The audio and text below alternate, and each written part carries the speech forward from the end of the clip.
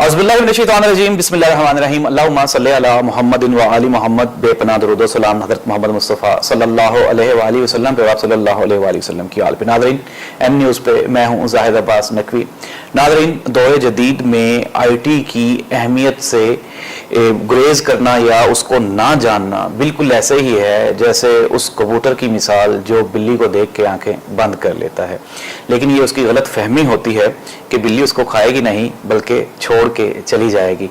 पाकिस्तानियों का भी मौजूदा दौर में आईटी के हवाला से यही रद्द अमल आया है कि हम लोग जानबूझ के और हर चीज़ को जानते हुए हमने अपना दिमाग और अपनी आंखें बिल्कुल बंद कर रखी हैं, जिसका खमियाजा ना सिर्फ हमें अभी जिस तरह से आजकल हम देखें हमारे मुल्क में एक मुआशी बहरान ने जन्म ले लिया हुआ है और आने वाले दौर में यही कहा जा रहा है कि हर वो इंसान जो आईटी से दूर होगा उसका ज़रिया मुआश, उसकी ज़िंदगी, उसकी फैसिलिटीज़ जो हैं वो उससे उतनी ही दूर कर दी जाएंगी। जिस तरह से हमने कोविड के दिनों में देखा कि खाना जो था वो भी आईटी का मोहताज हो गया, आपका पीना भी आईटी का मोहताज हो गया, आपका ट्रैवलिंग जो है वो भी आईटी की मोहताज हो गई। हमारी खुशकिस्मती कि हमारे साथ आज दो आईटी एक्सपर्ट्स, ऐसे दो नौजवान मौजूद हैं जिनका ये मकसद है कि पाकिस्तानियों को अवेयर किया जाए और बताया जाए कि आईटी किस कदर ज़रूरी है और पाकिस्तानी इसमें अपना मुकाम और बेहतरी किस तरह ला सकते हैं।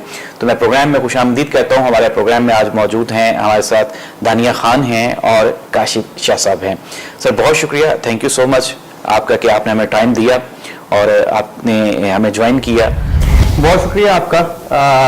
फर्स्ट ऑफ ऑल तो आपने नौजवान का, ये मुझे बहुत अच्छा लगा क्योंकि क्या मेरी उम्र तकरीबन 42 साल है, तो इसके लिए बहुत शुक्रिया कि आपने मुझे ऐसे मुखातिब किया।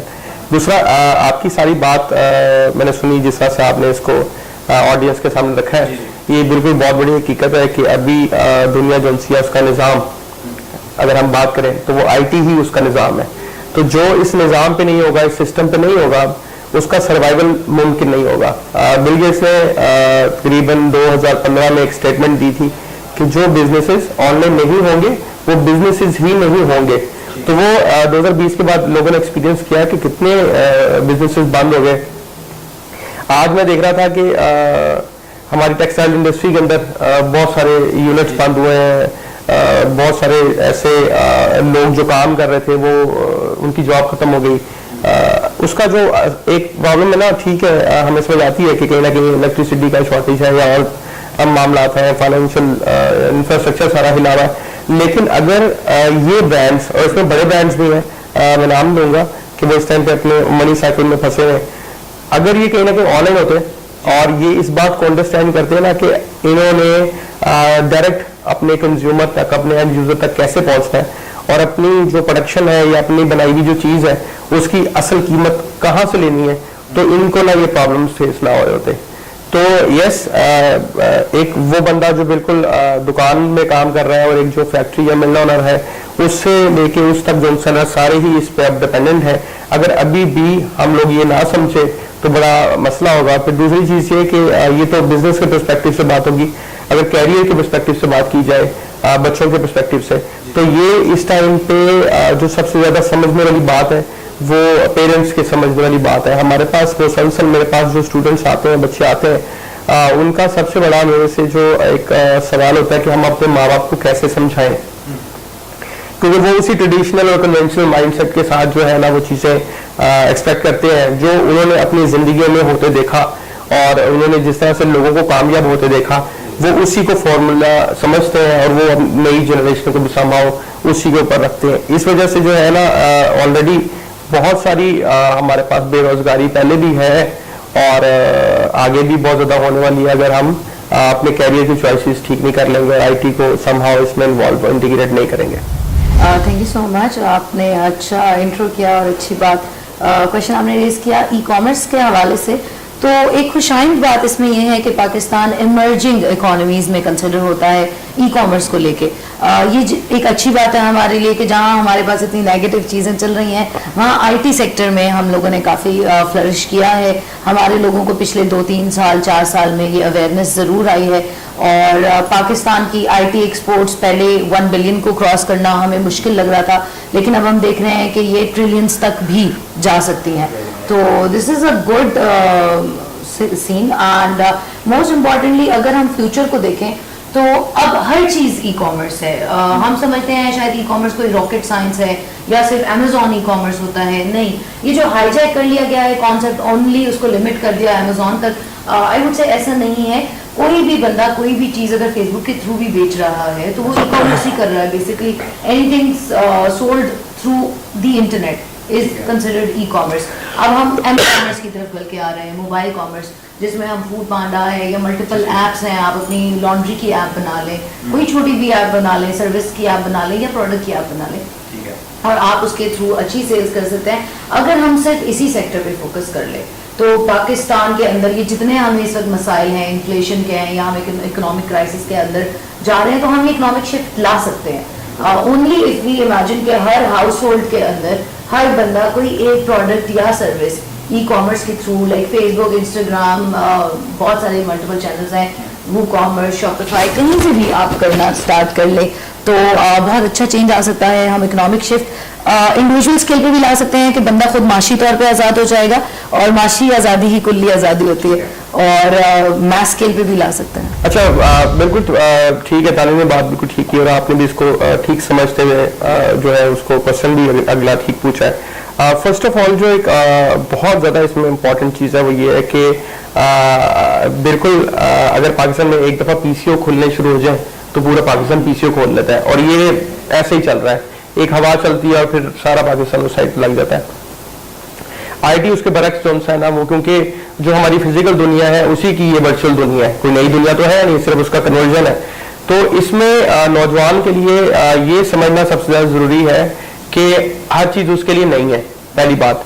दूसरी ये चीज़ कि एक शेर है, वो ये है कि खुद ही कर बुलंद इतना कि हर तकदीर से पहले खुदा बंदे से ही पूछे कि बताते ही रजा क्या है। इसमें जो एक बड़ी इंपॉर्टेंट चीज़ है ना वो खुद ही आपकी खुद ही है कि आप तो वो जो फर्स्ट ऑफ ऑल आपने ये समझना कि आप क्या है, आपके रिसोर्सेज क्या है, आपके पास क्या क्या ऐसी आपके ट्रेड्स हैं जो आप कर सकते हैं। ठीक है, हर बंदा ई कॉमर्स, सब कुछ ई कॉमर्स तो है लेकिन सिर्फ सेल्स प्रोडक्ट की नहीं है, ड्रॉप शिपिंग नहीं है, और आप बहुत सारे स्किल्स जो उनसे वो लेके जो है अपना सिलसिला बना सकते हैं और उसको स्केल भी कर सकते हैं। इसमें जैसे दानी ने कहा हाईजैक हो जाना, वो हाईजैक ऑब्वियसली कॉन्सेप्ट इस सेंस में हो गया कि आपने ना अमेजोन को जो है ना वो ई कॉमर्स, अब जैसे ही आप पाकिस्तान में अगर ई कॉमर्स की बात करेंगे तो आपको ना साथ ही आपको दूसरा ख्याल अमेजोन का आएगा। अमेजोन एक मार्केट प्लेस है, बिल्कुल इस तरह से जिस तरह से आप और मैं ये कहें कि जी कारोबार, हम लोग कारोबार करते हैं, ठीक है, लेकिन कारोबार के साथ आप जो है लिबर्टी मार्केट जोड़ दें,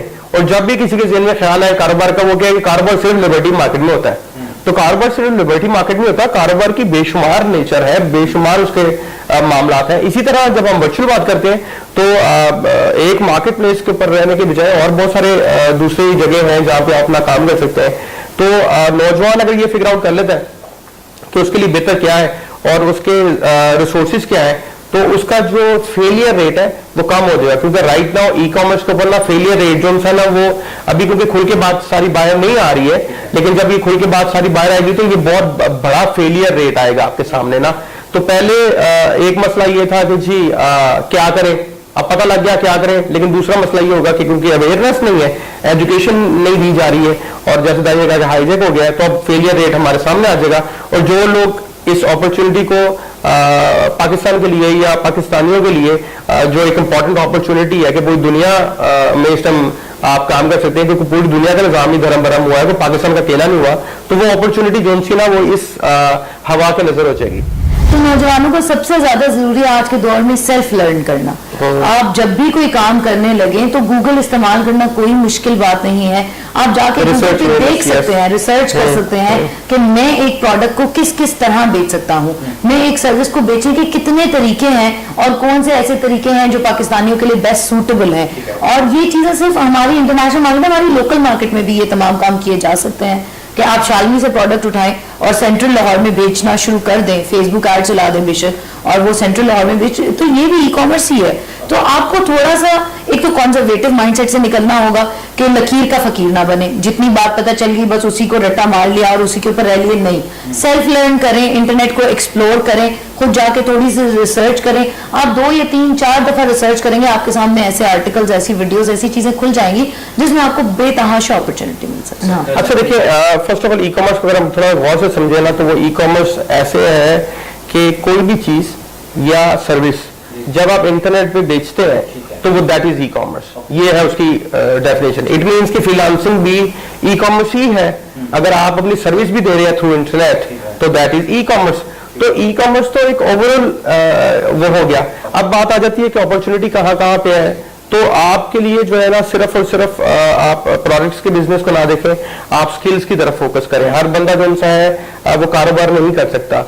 हर बंदे का जो एनवायरनमेंट रहा है शुरू से, जिस पे उसने ग्रो किया है, उसकी जो बिल्ट बनी है, वो जरूरी नहीं कि कारोबार के लिए उस तरह हो, लेकिन वो कारोबार के लिए स्किल्स के थ्रू मुफीद जरूर हो सकता है, जो मैंने कैरियर वाइज जैसे मैंने बात की थी। तो उसमें आप डिजिटल मार्केटिंग को ले सकते हैं, सोशल मीडिया मार्केटिंग को ले सकते हैं, ग्राफिक्स की तरफ मूव कर सकते हैं आप। कुछ प्रोग्रामिंग खास किस्म की ऐसी है जो मोबाइल प्रोग्रामिंग कर लें, आप वेब प्रोग्रामिंग वाली साइड पे चले जाएं, ए वाली साइड पे आप आ जाएं, आप ब्लॉकचेन की तरफ आप थोड़ा सा मूव करें। आप इस तरह की टेक्नोलॉजीज को थोड़ा सा स्टडी करना शुरू करें। ये आने वाले और मौजूदा दौर की जो है वो नीड ऑफ द आवर भी है, और इसकी डिमांड बहुत बड़ी भी होने वाली है। ठीक है, फिर कुछ स्किल्स मैं और भी बता देता हूँ जो समहाउ अभी आने वाले दौर में चाहिए। एक जो सबसे बड़ा स्किल है वो है आपका क्रिटिकल थिंकिंग का। ठीक है, कि वो आने वाले दौर में वो लोग चाहिए जो क्रिटिकली चीजों को सोच सकें, और दूसरा उनकी एनालिटिकल थिंकिंग भी हो, वो उस तरह से भी चीजों को लेकर चल सके। और third and the most important skill is कि अगर आप अपने कम्युनिकेशन स्किल पे काम करें। अभी यूएस में बैठा बंदा और पाकिस्तान में बैठा बंदा के बीच में ना सिर्फ वैल्यू का, अगर यहाँ का बंदा कम्युनिकेशन अच्छा कर सकता है और उसके पास जो है वो दूसरी भी कोई अगर वैल्यू एग्जिस्ट करती है देने के लिए, तो उसका कंपैरिजन ग्लोबल मार्केट में हो रहा है। उसके लिए इंपॉर्टेंट नहीं कि वो अमेरिकन को कोई बंदा जॉब देगा या पाकिस्तानी को कोई जॉब देगा, लेकिन अगर सेम काम दोनों में से कोई कर सकता है, जो कि रिसेशन के पर्सपेक्टिव के मुताबिक जो वहां पे हालात है उसके मुताबिक वहां की कंपनी की भी यही कोशिश होगी कि वो बंदा पाकिस्तान से उठाए, क्योंकि उसकी जीत है उसमें, उधर से कम पैसे देने पड़ेंगे यहाँ पर। फिर आपकी जो कमिटमेंट है वो आपको इस तरह नहीं करनी कि जी आपने $16 पर आवर मिनिमम वेज देनी है कि इंटर्न को यूएस में, और फिर उसकी मेडिकल कंडीशंस को भी देखना है, वो भी आपने इंश्योरेंस भी देनी है, आपने उसको कॉन्ट्रैक्ट भी देना है, नंबर ऑफ आवर्स 40 लाजमी पूरे करने हैं। तो वो जो बाउंड्री है उसमें आपने जो फंस जाना वहां पे, वही पैसे अगर आप यहाँ पे देते थे, आप 4 रिसोर्स अच्छे कैलिबर के और वो इंटर्न भी नहीं होंगे, वो स्किल्ड रिसोर्स होंगे, तो उसके बिजनेस को जो है ग्रोथ मिल सकती है। तो ये विन विन सिचुएशन बन सकती है अगर आप कम्युनिकेशन स्किल और इस तरह के स्किल्स की तरफ आ जाते हैं। देखो पहले तो वो सिलेक्शन करें फर्स्ट ऑफ ऑल, तो कि उन्होंने क्या करना है, ये नंबर 1 थिंग है। ठीक है, उधर भी जाने से पहले ना आपने पहले मेक श्योर करना है कि आपके पास ना ब्लूप्रिंट हो। हमें जो ब्लूप्रिंट नहीं मिल रहा या हमारे नौजवान को जो प्लान नहीं ना मिल रहा, उसने अब इस प्लान के ऊपर खुद काम करना है। उसने सोचना है कि मैंने अगले 6 मंथ्स में, 1 साल में, 2 साल में क्या करना है। अगर उसके पास ये मिसिंग नहीं है ना, तो फिर वो समहाउ इदारों के इर्द गिर्द घूमता रहेगा। ठीक है, जहां पे वो हवा चलेगी वो उधर चला जाएगा, फिर उधर से निकलेगा और चला जाएगा। दूसरी चीज कि जब आप किसी भी इंटरनेट के ऊपर किसी भी इदारे की या किसी भी प्रोडक्ट की, किसी सर्विस की या किसी की तरफ भी अगर आप जाते हैं, अब तो वो दौर ही नहीं है कि जहां पे आपको उसके बारे में पता नहीं है। आप उसके डिजिटल फुटप्रिंट्स देखें, उसके एग्जिस्टिंग रिव्यूज क्या है, उसके साथ कौन सी टीम काम कर रही है, उसके एग्जिस्टिंग स्टूडेंट्स के क्या फीडबैक्स हैं, आप उनको मिल सकते हैं, देख सकते हैं। तो पहले आप उस इदारे को, उसकी प्रोडक्ट को और उन सब चीजों को अच्छी तरह से स्टडी करें, और फिर आपको खुद समझ आ जाएगी कि क्या मैं सही डायरेक्शन में हूं। I would like to add here is, किसी भी इदारे को अगर आपने कहीं पे एनरोल करना है, कहीं पर भी जाना है, तो आप सबसे पहले बिफोर के आप उनको पे कर दें, आप उनका कोई फ्री कंटेंट देखें। उनकी वीडियोस ऑनलाइन मौजूद हैं, उन्होंने कोई वर्कशॉप करवा रहे हैं, कोई डेमो क्लास करवा रहे हैं, तो पहले तो आप उस फ्री रजिस्टर करें और उस चीज में जाके अपना वक्त भी दें और बैठ के कानून करें कि क्या ये आपके मतलब की चीज है। लाजमी नहीं होता कि इदारा गलत हो, समटाइम्स वो आपके लिए ठीक नहीं होता, किसी और के लिए वो बिल्कुल ठीक होता। तो आप पहले चेक करें कि क्या उनका माहौल, वो इदारा, उसका वे ऑफ टीचिंग आपके लिए है।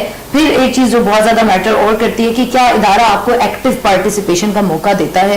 ये नहीं है कि आप बस वहां बैठे और पैसिव लर्निंग हो रही है और सिर्फ लेक्चर्स पे लेक्चर्स हो रहे हैं। क्या वहां पे एक्टिव पार्टिसिपेशन का मौका है? उनके जो मौजूद है फेसबुक पर, यूट्यूब पर, डिफरेंट जगहों पर, वहां पर आप जाएं एंड आप अपनी सेल्फ रिसर्च जरूर करें। एंड फिर आपको अच्छा रिस्पांस मिल जाएगा। नाम लेने को आई वुड से कि इमरान अली दीना बहुत अच्छा काम कर रहे हैं। अगर मुझे नहीं पता वो सिखाते किस पर्सपेक्टिव में, लेकिन GFX मेंटोर हैं वो, और graphics, video editing, one of the best teachers. मैं अभी बिल्कुल सही बात है कि अगर आप उनका काम देखें वो लगता ही नहीं है कि पाकिस्तान से काम करते हैं। ये इसका मतलब ये नहीं है कि पाकिस्तान बुरा काम करता है, लेकिन IT इंडस्ट्री के अंदर आप जब किसी एक नीश को सिलेक्ट कर लेते हैं ना, तो इसमें कोई लिमिट नहीं है, आप किसी भी लिमिट तक जा सकते हैं। तो जिस लिमिट तक वो आगे और जिस लिमिट तक वो जा सकते हैं, वो उन्होंने अमेजिंग काम किया है।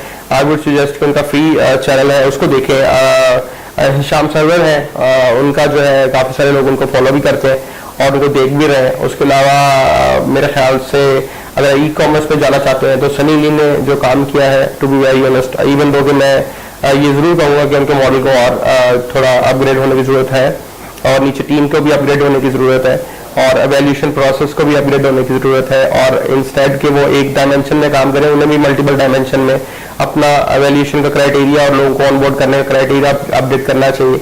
अवेयरनेस के पर्सपेक्टिव से उन्होंने बहुत अच्छा काम किया, जहाँ पे ई-कॉमर्स का उन्होंने पाकिस्तान में बता दिया, ये हवा चलाई। बस वो थोड़ा सा मैंने बताया कि एक सिर्फ अमेजोन नहीं है, उसको थोड़ा बाकी प्लेटफॉर्म पर भी जाना चाहिए। तो ये लोग बहुत अच्छा काम कर रहे हैं। इसके अलावा रेहान अल्लाह वाला साहब है, उनको मैं इस चीज़ का क्रेडिट देता हूँ कि जो पहली चीज़ है सबसे इम्पोर्टेंट वो ये है कि आप एक गैजेट के साथ जुड़े तो सही, ठीक है, उसके बाद फिर चीज़ें आपको ऑटोमेटिकली समझ आ जाती है। तो इसके ऊपर जो उन्होंने काम किया कि वो लोगों कहते हैं आप आए, आप फ्रेंड लिस्ट बनाए, या मैं लैपटॉप देता हूँ mutual friends and stuff like this.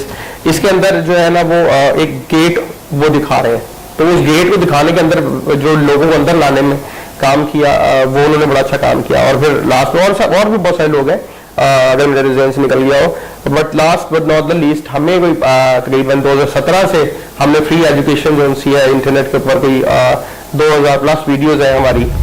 Institute बना हुआ हमारा दानकाश के नाम से, ये दान है, मैं काश हूँ, और जो है जो सीखा अब तक वो सिखा रहे हैं, और कोशिश ये कर रहे हैं कि अगर कोई बंदा पे नहीं कर सकता तो वो भी फ्री कोर्सेज के साथ जो है वो आगे मूव कर सके, और अगर कोई पे कर सकता है तो वो हमारे पास आ भी जाता है और सीख भी रहा है। और इस सारी दौड़ में मतलब हमने ये डिसाइड किया था कि खुद के लिए तो बड़ा आसान है करना सारा कुछ, वो इतना मुश्किल नहीं था। इंटरनेशनल मार्केट में हम लोग already we were making enough and good money, तो उसके साथ साथ फिर हमने 2017 में ये डिसाइड किया कि जो हम सोसाइटी को वो करते हैं वो प्रैक्टिकल वे में इंस्टेड हमारे 46 डिफरेंट ट्रेनिंग्स हैं। उसके अंदर ई-कॉमर्स की भी है, डिजिटल मार्केटिंग की है, प्रोग्रामिंग वाली साइड है, डिजाइन वाली साइड है, और वीडियो एडिटिंग है, कंटेंट है, अभी यूट्यूब का भी हमारा चल रहा है। मतलब वही बात है कि जो किसी भी पर्सपेक्टिव में कोई बंदा इंटरनेट से जुड़ना चाहता है, उसके लिए हमारे पास सोल्यूशन मौजूद है। मैं ये महसूस करती हूँ कि IT बहुत एम्पावरिंग है इस मामले में, कि यहाँ पे आपको जेंडर डिस्क्रिमिनेशन नहीं मिलेगी, ना ही मतलब समटाइम्स हम कहते हैं कि खवातीन को एक्स्ट्रा एडवांटेज मिलता है, तो IT में वो भी नहीं मिलता। और वैल्यू क्या कैरी कर रहे हैं आप, बना क्या रहे हैं कि बिग पोजीशंस पे विमेन को नहीं आने दिया जाता, तो IT में ऐसा भी नहीं है। IT is very clean, it's gender neutral, even it is age neutral. हमने देखा है कि 6-6 साल के बच्चों के YouTube चैनल्स होते हैं, तो ये इतना फर्क है। तो IT is gender neutral, IT is age neutral, it is even status quo neutral. Capitalism का ऑल्टरनेटिव है कि जहां पे लाजमी नहीं है कि सरमायादार का बेटा ही सिर्फ बिजनेस कर सकता है, कोई भी कर सकता है। So it is a great opportunity. मैं कहती हूँ खवातीन के लिए तो ज्यादा अच्छा है, क्योंकि गिवन द सोसाइटी, हम जिस माशरे में रहते हैं उसको इग्नोर तो नहीं कर सकते। हम एक पाट्रियार्कल माशरे में रहते हैं, खातून घर से बाहर निकलती है, सो मसाइल फेस करने पड़ते हैं, और बहुत सारी चीज़ें होती हैं जो लड़कियों को फेस करनी पड़ती हैं। बट IT में ऐसा नहीं है। ओवर द इंटरनेट आपको कोई मतलब आप किसी को सर्विस दे रहे हो, इज्जत से अपने घर में बैठे हो, ना आपको कहीं जाना पड़ रहा है, ना किसी की बुरी नज़र फेस करनी पड़ रही है। सो बहुत सारे वेज में IT एम्पावरिंग है as compared to other professions. अच्छा, इसमें ना 2-3 चीज़ें हैं, मैं बता देता हूँ। फर्स्ट ऑफ ऑल तो इसका जो मैथमेटिकल फॉर्मूला है वो ये है कि जो चीज़ आप स्टार्ट करें उसको आप 9600 आवर्स दें, ठीक है। ये एक स्टैंडर्ड फॉर्मूला है कि आपने 9600 घंटे देने हैं किसी प्रोफेशन को या किसी स्किल को। अगर तो आपकी जिंदगी ये है ना कि आप रातों रात अमीर हो जाए और ये सारा कुछ हो जाए, तो वो ट्विटर का जो CEO था उसने एक दफ़ा ये कहा कि मैंने ना एक रात में सक्सेस ली है, बस फर्क सिर्फ इतना है कि वो रात 10 सालों में आई है। तो ये रात, और मुझे भी अगर मैं अपनी बात करूं या हमारी बात करें, 10 साल तो मुझे दानिया के साथ हो गए यहाँ पहुंचते हुए, 20 साल मुझे ओवरऑल हो गया आईटी के अंदर। तो पैसा बनाना, क्योंकि सीधा ऑब्जेक्टिव यही होता है कि जी फाइनेंशियल पैसे पैसे पैसे। तो अगर तो आप ये सोच रहे हैं ना कोई जादू की वो है कुंजी या कोई सीक्रेट फॉर्मूला है, तो there is no secret formula.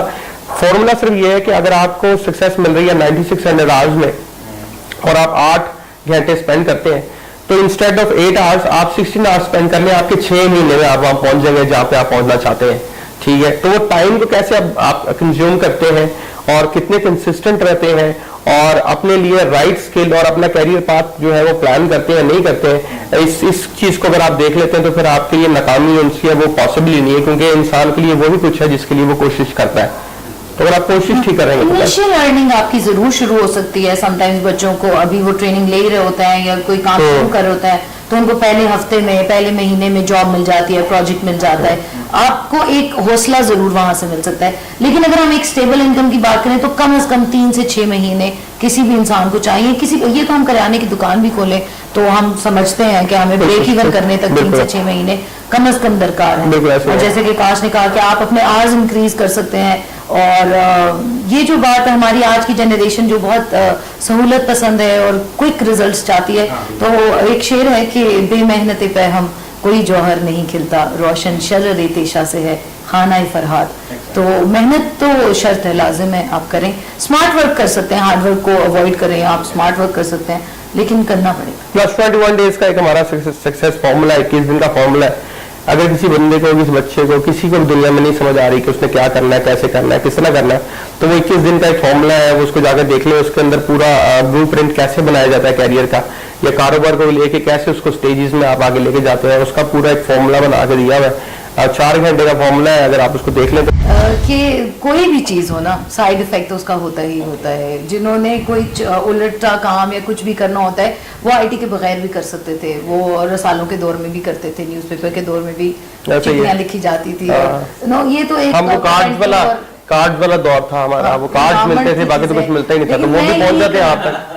मैं यही कहूंगी कि एज अर्ली एज पॉसिबल। मेरा अपना बेटा माशाल्लाह 8 साल का है और वो गेम्स बना रहा है, वो कोडिंग करता है। और ये नहीं कि मैंने उसको कहा है कि तुम करो, उसको शौक है और वो अपने कैरेक्टर्स बना रहे हैं। मुझे तो लगता है पहले मैं ये समझती थी कि बच्चों के लिए टू अर्ली एक्सपोजर है स्क्रीन का, लेकिन नहीं, एक चीज इनएविटेबल है। अगर हमने उसको नहीं रोका ना, हमने उसको प्रोडक्टिव तरीका नहीं दिया, तो उसने इस्तेमाल जरूर करनी है। वो यूट्यूब वीडियोस देख लेंगे, वो बच्चे कुछ और देख लेंगे। इससे बेहतर है कि हम उन्हें एक प्रोडक्टिव ऑल्टरनेटिव दे दें। जब बंदा किसी मेहनत की तरफ लगा होता है ना, या उसके जब डॉलर्स आ रहे होते हैं, तो वो इधर उधर की डिस्ट्रैक्शंस में पड़ता भी नहीं है। फिर उसकी ज्यादा फोकस यही रहता है कि मैं इसको मजीद अपने काम पे फोकस करूं और मजीद अर्निंग ला सकूं। लेकिन अगर बच्चा घर पे बैठा है, वो कुछ नहीं कर रहा, आईटी का वो कोई सही इस्तेमाल नहीं कर रहा, तो गलत इस्तेमाल जरूर हो रहा है। ये हर घर में हो रहा है, इसको हम नहीं रोक सकते। इसमें आपने जो केस जिसके बारे में बात किया, देखें इसमें इम्पोर्टेंट एक चीज ये है कि अगर ये रिस्पॉन्सिबिलिटी बनती है पेरेंट्स की, ठीक है, कि जिन्होंने पैदा किया ना, उनको ये बात पता होनी चाहिए कि उनके बच्चे क्या कर रहे हैं। और दूसरा, उनके बच्चों को इस तरह से उनको कम्युनिकेट करना चाहिए या उनके साथ ऐसा रिलेशनशिप बनना चाहिए कि जहां पर इंस्टेड के वो अगर भागें तो बेहतर है कि वो दोस्त के पास, अपने बाप के पास, अपनी माँ के पास आके बात कर सकते हैं। अगर आपने वो गैप नहीं क्रिएट किया या रूम नहीं दिया अपने बच्चों को, तो जाहिर बात है वो फिर कहीं ना कहीं, वो जरूरी नहीं कि इंटरनेट की वजह से ऐसा कुछ हुआ है। मैंने तो शुरू से लोगों को भागते देख रहा हूँ, पूरी जिंदगी गुजर गई। जब लोग भाग रहे हैं, तब इंटरनेट नहीं था, तब भी भाग रहे थे, अखबारों में भी भाग रहे थे, टीवी में भी भाग रहे थे। इसका ताल्लुक इंटरनेट से नहीं है, इसका ताल्लुक पेरेंटिंग से है। पेरेंटिंग इंप्रूव होने वाली है। कहीं ना कहीं हमारे पेरेंट्स को, हमें अब हमारी रिस्पॉन्सिबिलिटी है कि अपने बच्चों के साथ वो कनेक्शन बिल्ड करके रखें कि जब उनकी कोई ख्वाहिश हो, वो चाहे गलत हो या सही हो, तो हम उसको अंडरस्टैंड करें और उनको ये ना कहें कि ये गलत है। अगर कहीं ना कहीं वो रिलेशनशिप बिल्ड हुआ होता तो आज वो बच्ची अपने माँ बाप के पास ही बैठी होती है। और शायद अगर यही होना था तो पेरेंट्स समझ कर ये भी कर सकते थे कि ठीक है, आप 2-4 साल वेट कर लो, ऐसे ही होगा, कोई मसला ही नहीं है। लेकिन उसको, वो क्यों भागी? क्योंकि उसको पता था कि कहीं ना कहीं मेरी कितनी सुनी नहीं जानी, ठीक है। तो आपने ऐसा रिबेल बच्चा कैसे प्रोड्यूस किया, ये आपकी रिस्पॉन्सिबिलिटी थी।